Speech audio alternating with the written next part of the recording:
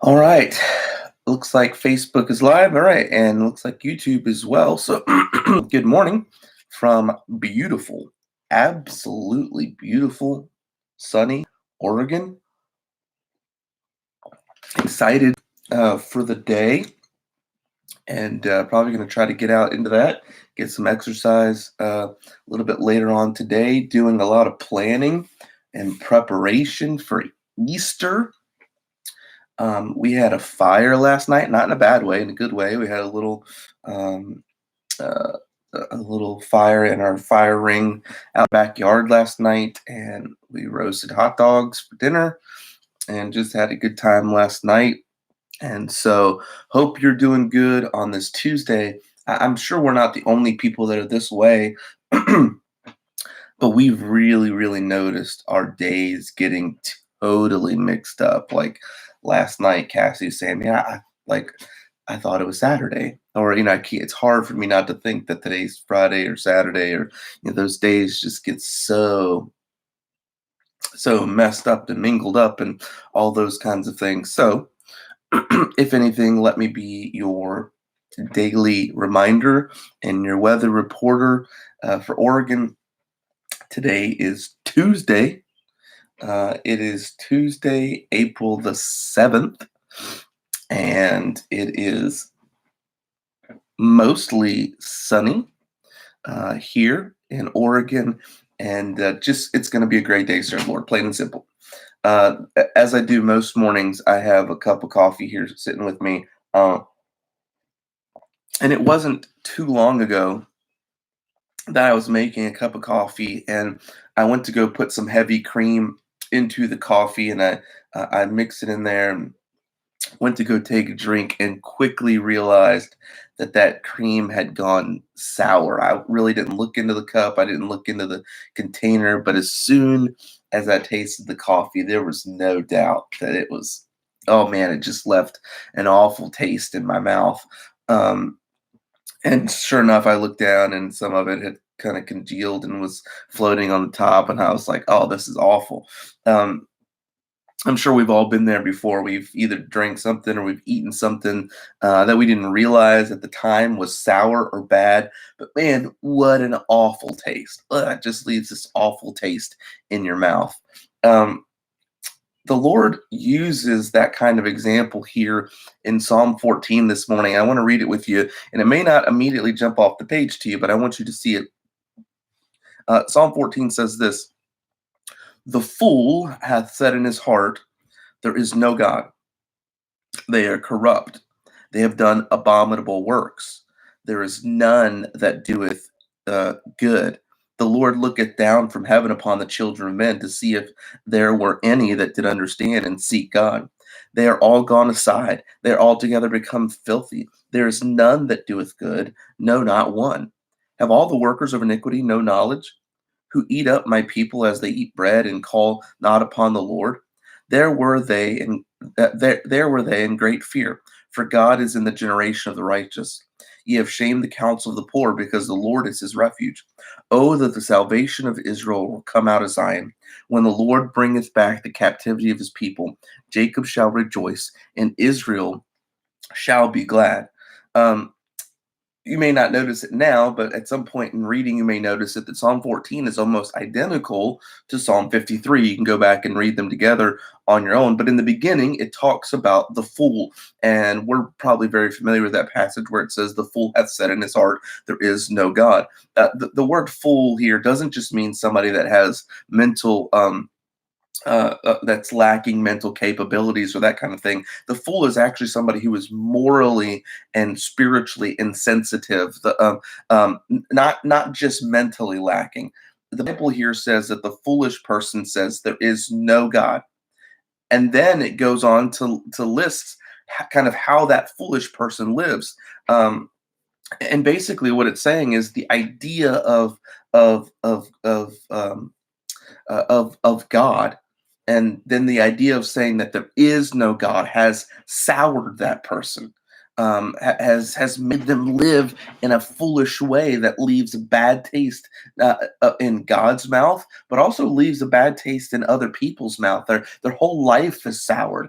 Isn't that kind of neat to think about that? That God's for lack of a better term this morning, God gives your life flavor. The Bible talks at different times about Christians being salt and talking about if salt has lost its savor. Well, here the Bible is talking about the person who lives like there is no God, who doesn't believe that there's a God, and who lives like there's no God, has soured.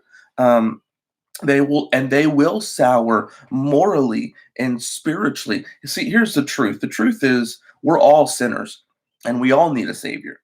And no amount of knowledge can change your relationship with God, right? But for those that know Jesus Christ as their Savior, He is our refuge and He is our salvation, and then that gives us the desire, that gives us the inner fortitude, because we know that we're safe in God, because we know our eternity is secure, to go out there and be salt and light to people in the world. You see people that don't believe in God, at some point they're just going to sour morally and spiritually, and things like what we're going through right now are just going to continue. They're just going to fester and sour them even more morally and spiritually, and they're going to get frustrated and they're going to get mad and all of those kinds of things.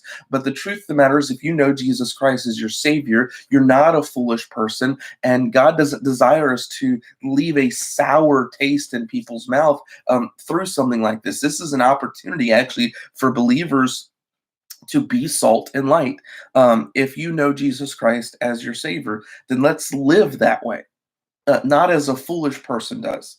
The foolish person says there is no God, and then they live like there's no God. Let us not say that there is a God and then live like there's not one. Instead, let us say there is a God and live like there genuinely is one. So what does that mean? That means we're filled with the Spirit, and it means that we exemplify the fruits of the Spirit: love, yes, right now, love, joy, peace, long suffering, gentleness, goodness, faith, meekness. Those are all things that should become flowing out of our lives in moments like this right now. Okay. If we say we believe God, then we need to live like we believe God. And again, that'll make us during these times loving. That'll make us this during these times joyful, finding joy in the situation, peaceful. And we talked about that on Sunday, the peace that God gives us, long suffering towards people. And boy, do people need us to be long suffering, because sometimes people do dumb things, and sometimes people, when we're around them even more, will frustrate us, and all of these different kinds of things. And so it's important for us to live that way. Let's see, love, joy, peace, long suffering, gentleness. We need to be gentle with people, again, because we're around them more often, and we can become really snappy and really frustrated with all those kinds with people, and all of those things. Love, joy, peace, long suffering, gentleness, goodness. All right, just be genuinely good to people. I haven't done it yet, but hopefully next week we're going to implement something here at Pioneer about being a good neighbor challenge, finding a way to be good to our neighbors, and on a day-to-day basis, or picking one day during the week and being good to our neighbors. Gentleness, goodness, faith. Right, just keep trusting the Lord. Meekness. That's power under control. And I know this sounds funny, but and I know we kind of almost overdone the whole idea of toilet paper. But power under control means going into the grocery store and you have the ability to buy up all the toilet paper, but you control yourself, right? And you realize, okay, I don't need all of those things. I can give those to other people. I could if I wanted to. I could take it all if I want to, but I'm not going to. I'm gonna control myself here. And so the fool says in his heart, there is no God, and he overreacts to other things, and he becomes soured, like I said just a minute ago, on things that are spiritual and that are moral. But as believers, we don't live that way. We don't live that way. We know there is a God, and so we live as there is a God this morning. And so we should use our time instead to shelter in the comfort that God alone lives, um, and to live now in the reality of God, um, unlike we ever have. Think about that for just a moment. These are moments where we can live in the reality that this is an opportunity for us to live out our faith like we genuinely believe in God, unlike any other time that we ever have. And so I want to encourage you to do that this morning as you go throughout your day this week. And I hope you can be an encouragement to other people.